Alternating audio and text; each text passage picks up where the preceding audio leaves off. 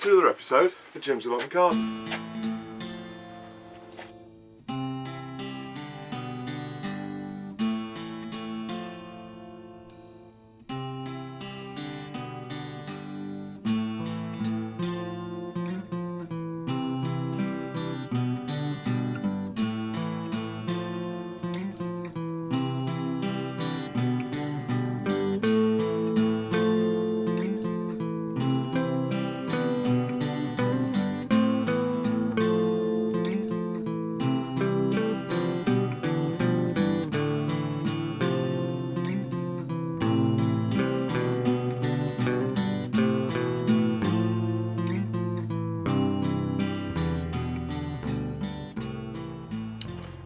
Okay, so just start off with the greenhouse on the tour. Now, one thing I will say is before we start, you have to excuse me because the allotment is absolutely full of weeds at the minute. I've not been able to do very much up the allotment for the past couple of weeks because I've been quite busy at work, and so things have got a bit on top of me, to be honest with you.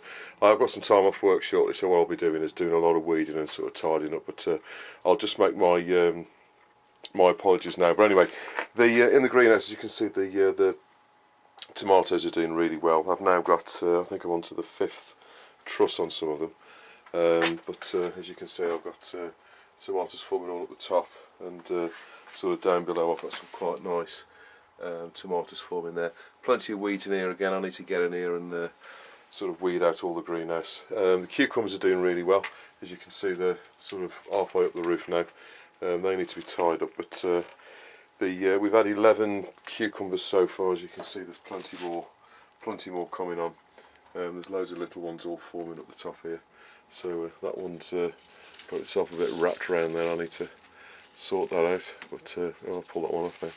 But anyway, they're doing all right. The tomatoes on this side pretty much the same. As you can see, they're sort of pretty much touching the roof now. So that's about 6 foot tall. These are the cherry tomatoes that I saved the seed from last year. As you can see, the tomatoes are doing really well. But I've basically just about had enough time to come up in the dark and water the greenhouse. That's pretty much where I've been for the last couple of weeks. There's the ginger. As you can see, the ginger's doing really well. Again, I've only got 4 shoots, so that one that was in kind of the middle here, that hasn't done anything.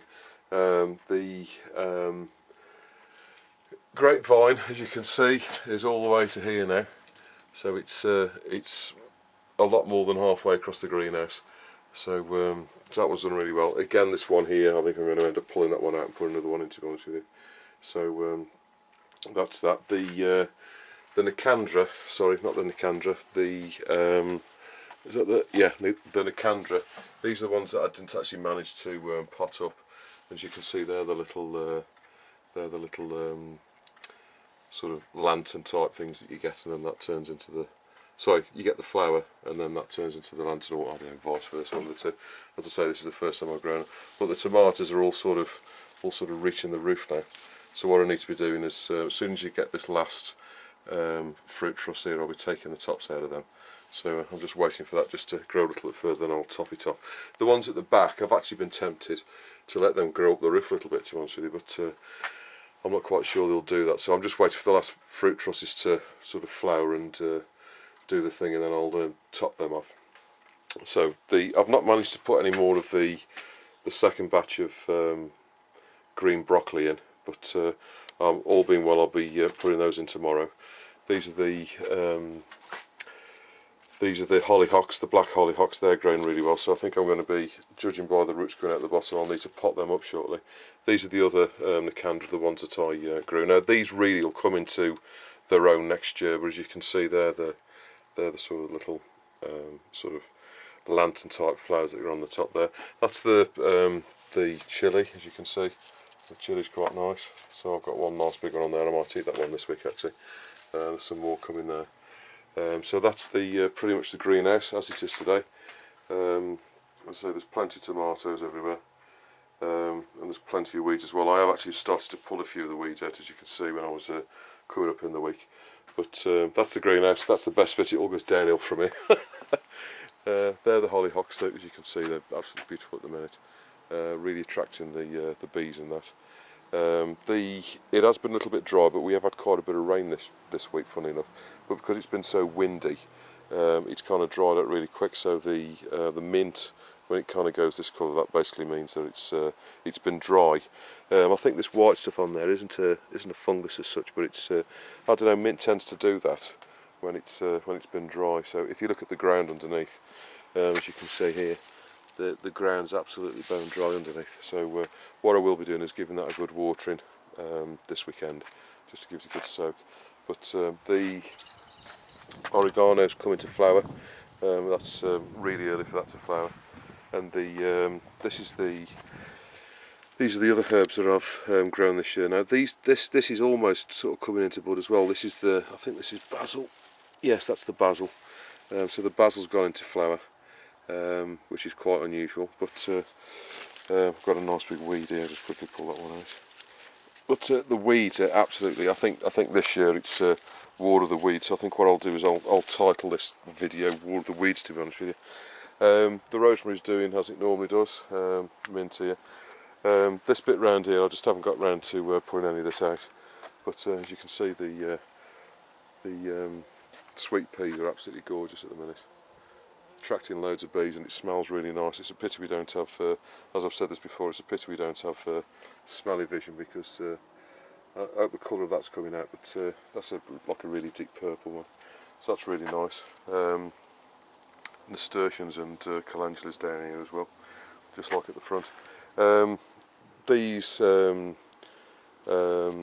flowers here, I should have put those out a month ago really, but unfortunately I just haven't managed to get around to doing it with work and everything. So the comfrey, I'm tempted to sort of cut this down a bit now. What I've done, I decided not to cut this down because it was the first, basically this is the one I transplanted in the spring, and what I wanted to do was let it sort of establish itself before I start chopping it down. But what I am concerned of is sort of seed going everywhere now. So what I think I'll do is basically chop at least all of the seed heads off before they sort of go everywhere. Because what I don't want is the asparagus bed to get full of comfrey seeds. Now the asparagus is looking quite sorry for itself. It's really dry, and there's weeds in there as well. But this year's been, I don't know, it's been quite extreme. We've had sort of really dry hot weather, and it's, we've had these extremes of temperature, so a lot of things have suffered. But these are the outside tomatoes, as you can see.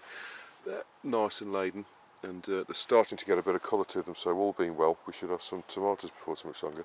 But these have sort of got to the top of the poles that I've put out. So I think what I'll do is I'll just let this fruit truss here again, then I'll take that top bit off. The raspberries, we've picked no end, but we've lost a few on the floor. I think the birds have been up here pecking at them. But we've picked quite a few raspberries. We've had, I don't know, about 4 or 5 kilos of raspberries so far. These are sunflowers. As you can see, they're doing really well. 6 foot tall now, about 2 inches or so across at the stalk. As you can see, this is one with a single head on it. So that's doing really well. And they're all pretty much the same. That one at the end there is probably about 7 foot tall. But they're sort of masking the fruit trees and everything behind them. But now look at the potatoes. The potatoes are kind of, I don't know, even though we've had sort of 4 or 5 inches of rain this week, the potatoes are sort of suffering a bit. The only thing that seems to be growing well at the minute is the weeds. And believe it or not, I've actually pulled loads of weeds out of here today. I've actually filled an entire composting bin today with weeds, and I've been at it for quite a few hours. But as you can see, I've got plenty more to go at. But all of this here, it was all kind of, I don't know, up at about 4 foot, and this is all pretty much happened in the last. I mean, I weeded all of these potatoes here sort of two and a half weeks ago, and just in the last 2 weeks, all of these weeds have grown up. I mean, they've literally shot up out of nowhere and grown. And they've gone to seed as well, which is absolutely amazing. These are the courgettes, yellow courgettes. As you can see, we've got some, sort of ready to harvest now. So there is actually one at the end there, which has got quite big. So I'm going to give that to the chickens.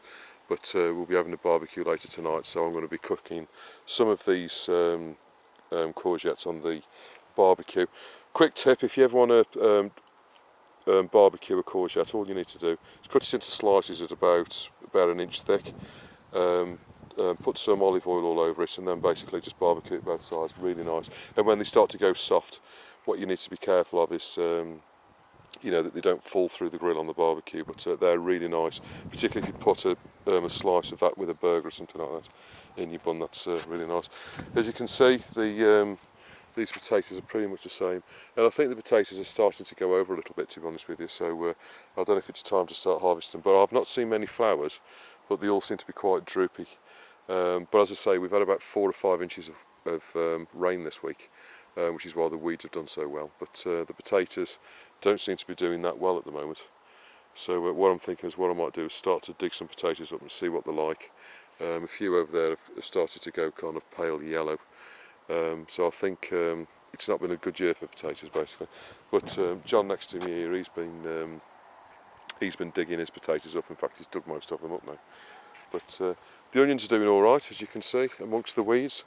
The onions are doing really well now. They've really picked up. I think they've done well from the rain that we had this week, and I also watered them really well last weekend, so they've really picked up. So I think even though the ones that had the allium leaf fly going, obviously like this one here where it goes all curly, the actual onion itself is you know, looking healthy. So all being well, we should get a good crop of onions this year. But again, I need to go through here again. I've actually gone through these onions 4 times this year and I've taken all the weeds out, and yet still, look at it, it's the weeds this year. I've in all honesty, I've had this allotment now for, this is the 12th year I've had this allotment, and I have never once known the weeds to be like this. It's absolutely incredible. It's almost as though someone's come along and put seed everywhere, and this is the result. But anyway, this is the first tunnel.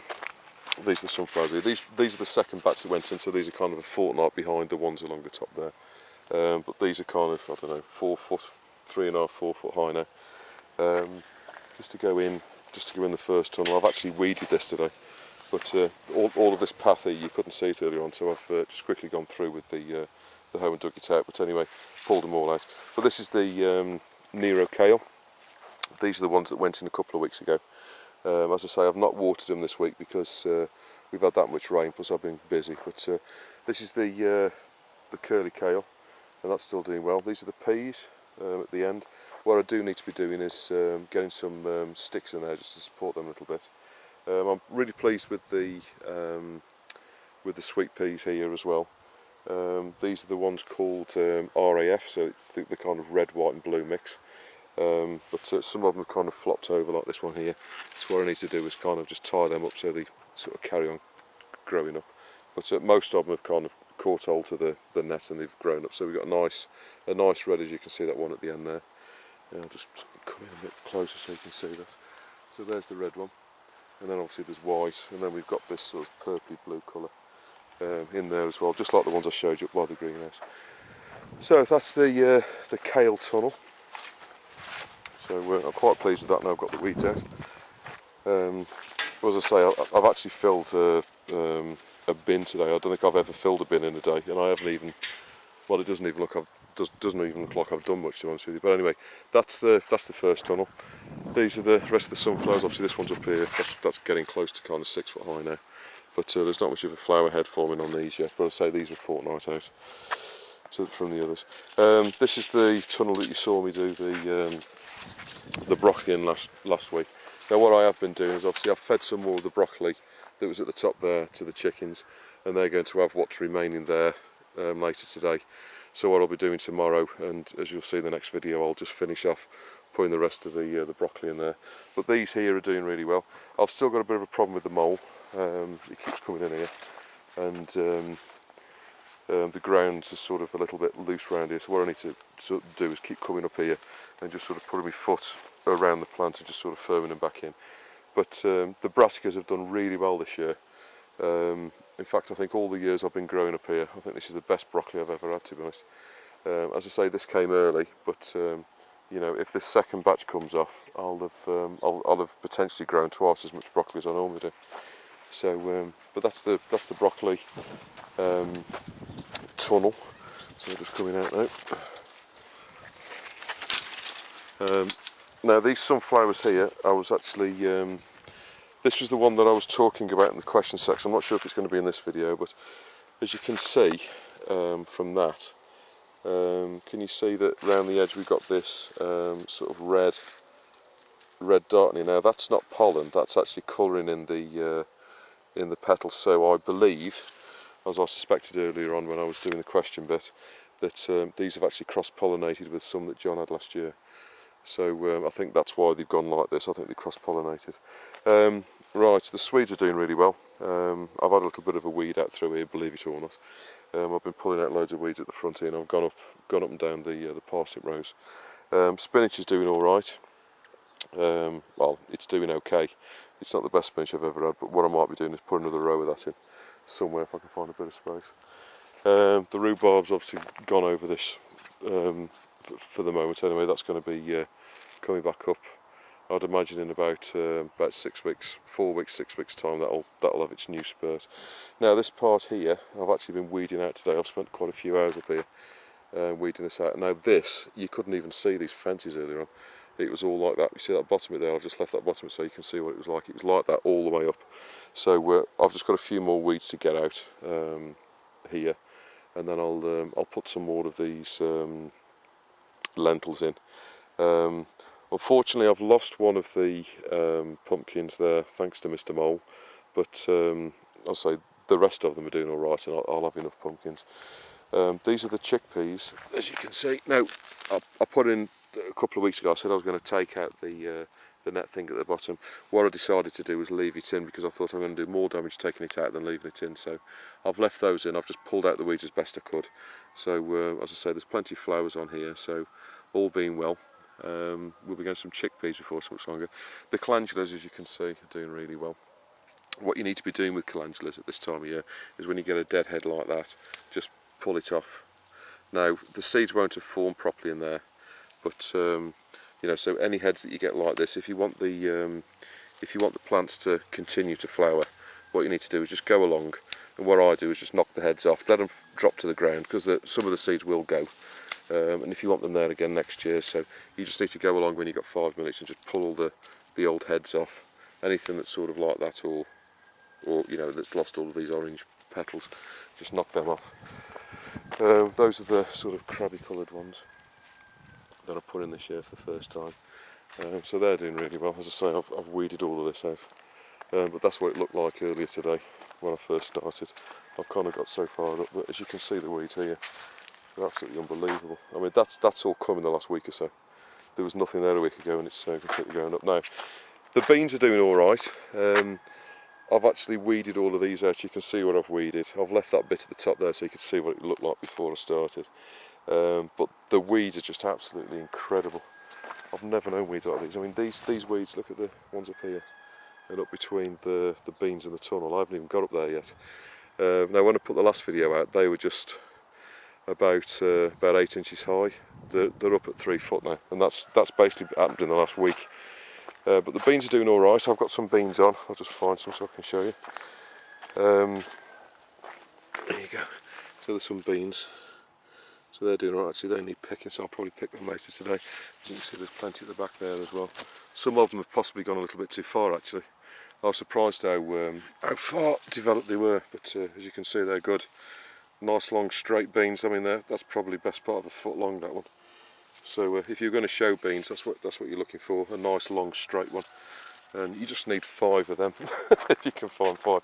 Now, unfortunately, the black fly have come back, but as you can see, Mr. Ladybird's in there sorting them out for me. But what I will do tomorrow, now I've seen this, it's basically just these 2 plants for some reason. There's this plant here, and this one here that's covered in black fly. So as you can see, we've got plenty of ladybirds going all over. The beans are covered in ladybirds, so they're obviously helping me. Now, if you ever see any of these, I don't know if you can see that, but that's actually a adolescent ladybird, and that's what they look like when they're younger. And what they'll do is they'll pupate. There's like 5 stages to a ladybird's life. Now that's I think that's either the 3rd or the 4th state. I'm not quite sure. And then after that, obviously, they turn into the classical sort of ladybird that looks like that. So if you ever see any of those on your your beans or anything like that, don't worry, they're eating all the black fly for you, so leave them well alone. But as you can see, this one is absolutely bloody snided in black fly. It's absolutely covered. So I'm most certainly going to get the garlic spray on that either tonight or tomorrow when I get 5 minutes. But as I say, the ladybirds will help you out, but they most certainly won't sort of kill them off for you. So I most certainly need to get the ladybirds, just knock the ladybirds off out the way, because obviously garlic will kill them off as well. So just knock the ladybirds out the way, and then this one is going to have to go. And then what I'll do is I'll spray all these with garlic, so I want to give them a really good spray. But as I say, there's ladybirds all over, but there's a little teeny weeny one there, I don't know if you can see him. There's his brother. Anyway, that's the beans. Moving on, as you can see the onions here. The beans are, actually there's a little grasshopper there. Well, it looks like one anyway. So the beans need all weeding out, and the weeds up the side there, I'm going to have to get up there with a hoe and pull them out. Obviously I need to do a lot more weeding here. I need to get all of these out. Can't get over the weeds. I need to shut up about the weeds now, but anyway, there's the potatoes and more weeds. As you can see, the courgette doing really well. Obviously this one here's gone a bit too far, so that's probably the one I'll give to the chickens. But I mean, you can still eat this, you know. There's if it gets much bigger than that, you tend to start to find the seeds start to form inside. But as you can see, we've got plenty of courgettes coming. What I do need to do is get up here and put some more sort of straw around the rest of them, just to keep the moisture in. Because what we've had is we've had some rain, but it's been really windy, and the wind's obviously dried all the top off. But anyway, they're the windmills, as you can see, and I've pulled a load of weeds out of here as well, believe it or not.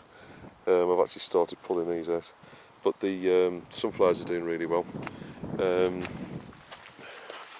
So I've picked a load of raspberries, so there's not that many on at the moment, but that's the raspberries. Strawberries are still coming. They're obviously slowing down now, but we've still got plenty of strawberries on. We actually picked some the other night, so, but now I'm kind of picking them every sort of 3 days rather than every day like I was. But as you can see there, we've got some more strawberries coming amongst everything. But that's the allotment at the moment. I can only apologise for the weeds everywhere, but if you look around at everybody else's plot, I think everybody's pretty much in the same position at the minute, and I hope your weeds aren't growing quite as well as mine. But anyway, that's the allotment. Okay, so we just want to do a few of the comments that have come through this week, and it's predominantly been all about the mole this week. So there's been some really good suggestions come through, which I'm more than grateful for, and I will be implementing 1 or 2 of them to try and see if I can get Mr. Mole to go onto somebody else's plot. But anyway, the first one comes from Nigel over in Wolverhampton, and Nigel said what he's done in the past, or what he's heard of in the past, is to put you know, the small windmills that you get for you know, on the beach and stuff, and apparently the rattling noise that makes in the ground tends to deter moles. And he's also said put a comment on about his pulse sprinkler. Now, you know, last week we were talking about the you know, the rotating sprinkler. This one, well, Nigel actually uses a slightly different one, which is like the farmers, which is the ones that go backwards and forwards. And he's put on a link on the last video's comment. So if you go to there, it'll actually take you to a couple of places which actually gone for sale for this sort of vary between sort of £15 and £25. So I may well be investing in one of them, because I think what would be an idea is if I'd got some of them up the top here, what I could do is sort of spray the spray the top, and I'm not quite sure how they would compare with this sprinkler, but I'll most certainly give it a go and see how we see how we go. For £15 it's worth having a go. The next one comes from Tina from Allotment Upcycling down in Essex, and she said that she's seen something called a mole chaser, which is basically an ultrasonic. It generates ultrasonic sound, and obviously this deters the moles. They don't like the sound, so they'll sort of scurry off. They're about £9 on the internet. So what I'm going to do is try garlic and potentially mothballs. If that doesn't work, I'll be investing in one of the the ultrasonic chasers, I think. The other thing that Tina said is there's another method that she's seen that you can use to deter moles, and that's basically making up a solution of 6 ounces of castor oil and 2 teaspoons of Murphy's oil. I've not heard of Murphy's oil before, to be honest with you, but I've looked on the internet, you can get it. And then basically you mix that up into a gallon of water, and you basically water that on the ground, and I guess the smell of that will deter the moles as well. So but if it rains, basically you need to reapply it afterwards. So I think that method's predominantly used for sort of lawns and things like that, if you've got moles in your lawns. But I think that's possibly worth a go. So what I'm going to do is try the garlic, which I'll come on to in a minute. If that doesn't work, what I'll do is I'll try one of the other methods. The next one comes from spate water, I think it is, and they've suggested putting mothballs down the runs, and apparently obviously the smell, you know, the mould doesn't like the smell. I haven't got any mothballs, but what I'll do, and I'm quite sure where you get mothballs from, to be honest with you, but what I'll do is I'll try the garlic. If that doesn't work, I'll see if I can get some mothballs as well. The next one comes from Ravnos, and this is the method I think I'm going to try. Ravnos has suggested putting garlic cloves down the mole runs, and that basically deters them. And I've put a comment on that one actually, to be honest with you, because what I have noticed, it makes a lot of sense, because the mole seems to be kind of trapped down the bottom end. He hasn't gone into the onions, and he most certainly hasn't come up into the potatoes, which is a good thing. I most certainly don't want him in the potatoes. So I think this the fact that he's not gone through the onions, you know, kind of tells me that that's kind of a barrier for him, and he's staying down the bottom end. So I think what I'll do is I'll put some garlic as far up as I can get it, because what I don't want to do is put it further down and then sort of get him to come this way, if you like. So what I'll do is I'll put it in, hopefully he'll go kind of that way away from the allotment. So I'll as soon as he's made some tracks, I'm not quite sure, I have been down a couple of times this week, and I've tried to look for tracks in the ground, and I haven't actually seen any, so I'm not sure if he's actually gone already. But what I'll do is, if I do see any fresh tracks, what I'll do is I'll drop some, I'll get some garlic cloves, chop them up, and I'll just drop some bits all round where I can see it coming to the surface. So thank you very much, Ravnos, for that comment.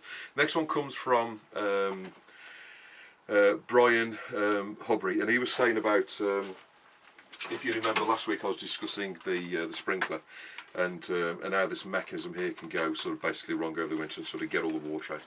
And what Brian suggested, which I think is a really good suggestion, is he's saying at the end of the year, when you've got all the water out and all the rest of it, spray some, well, either put some 3-in-1, drop some 3-in-1 oil up the top, or what I've suggested is also spraying a bit of WD-40 up there and just working the mechanism around a little bit. And what that will do is obviously lubricate the mechanism, and it'll stop it from sticking in the winter. So what I'll do is at the end of the year, when I've finished with it, I'll most certainly, I haven't got any 3-in-1, but I've got some WD-40, and I'll spray some of that up there and just work it around a little bit, and you know, sort of, hopefully that will you know, sort of keep it good for over the winter. He also said that he's been using rhubarb as a insect repellent. I've never heard it, to be honest with you. I've never heard it before used as a repellent. Obviously rhubarb has got various acids in there, and you can use them as an insecticide, as I've explained a few times before. But I don't think the smell of it is, you know, as I said last time, you know, black flies will actually attack rhubarb, so I don't think it's a repellent as such. So basically, I think what you need to do is get the rhubarb leaves, as I've suggested, boil them down outside, and then use that as a spray, so you can concentrate the acid and then spray it on, you know, your plants and whatever. But what I would suggest is, obviously, if you are spraying on your plants, don't spray anything that you're going to eat within 3 or 4 weeks. And what I would suggest is, if you do spray, I don't know, your beans or whatever with rhubarb, then most certainly you know, sort of make sure you've washed it off, you know, so really well. But rhubarb, you know, the acids and stuff that are in rhubarb do break down, so you know, within 2 or 3 weeks, you know, they have broken down into sort of basically harmless compounds. But just to be on the safe side, what I would suggest is, if you do use rhubarb, you know, just make sure everything's washed thoroughly. But in all honesty, I think you're much better off using garlic, because you know for a fact that that's you know, harmless. So that, you know, that's what I would basically suggest to everybody. Next one comes from Marina Wilson. And this is a comment about, you know, the sunflowers down the bottom end. Now I grow the same sunflowers every year. I bought 1 packet of seed, and to be honest with you, Marina, I think these are Russian giants as well. When you put that on your note, I thought, actually, that rings a bell. And I always get really long, sort of 7-8 foot stalks, which are kind of, I don't know, 2 or 3 inches across, and I always get one massive flower at the top. This year's been a bit different. I've got some growing in the garden, and they've got multiple flowers on, and also the one down the bottom there, which is by the tunnel, they've only got to kind of 5 foot tall so far, and they've also got, one of them has got multiple flowers on as well. So this year is most certainly different. Now, there are other people on the allotment that have got bees, and they've also got sunflowers. Now, a mate of mine over the way there, John, he had sunflowers last year, and they were the red type, which have multiple heads on. And what basically, I don't know what's going on until the end of the year, when it will, in a couple of weeks' time, when it starts to flower. There could be 2 things going on here. The first thing is, because I saved my own seed, they could have potentially cross-pollinated with either John's sunflowers, or also David at the top, he had some sunflowers as well, which were different. And they could have cross-pollinated, a bee could have come down, or a bee could have come up from the bottom, and sort of cross-pollinated my sunflowers with others. So there could be a crossbreed now between what they were growing and what I was growing last year. All the ones that I grew last year were all the same, they were all this Russian giant variety. And there's 2 possible things, as I say. The first one is they cross-pollinated last year, so I've got a bit of a hybrid between these sort of multiple-headed red ones and the and the standard Russian ones, which are basically golden, the yellow orangey colour. Or the weather again has caused a bit of a strange behaviour, and we've got multiple heads forming because of the weather. Now, as I say, some of them in the garden, 2 or 3 of them in the garden have got these multiple heads, and this one down the bottom has got multiple heads, but all the others have got single heads. So I'm kind of inclined to believe that it's cross-pollination, because if it was the weather, obviously they've all been subjected to the same weather, they were all planted at the same time, and they're all within a few feet of each other. So if it was the weather, I would expect more of them to have done that. If it's cross-pollination, then you can expect the odd one to have done that. So I think it's cross-pollination, but until they flower, I don't really know. If the flowers are the same colour but smaller, because obviously there's more of them, it's quite possibly just a throwback, or possibly cross-pollination as well. But if they are the same colour, I'd be more inclined to believe that they are. It's just one of them things where it's just gone multiple flowers. I have had it in the past as well, to be honest with you, but I've never saved the seed off the ones that have got multiple flower.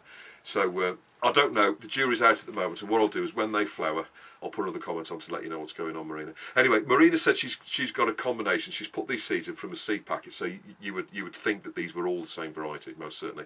And this is the Russian giant sunflower. And she said she's got one that's actually got 12 flowers on it, off kind of side shoots off there that are kind of 3 or 4 foot tall. And she's also got 3 other plants that have got 8 smaller flowers on, which are kind of 6 foot tall in total. So and basically she says, do you know what's caused this? As I say, it's either cross-pollination or it's this weather that we've had this year, which is a little bit unusual.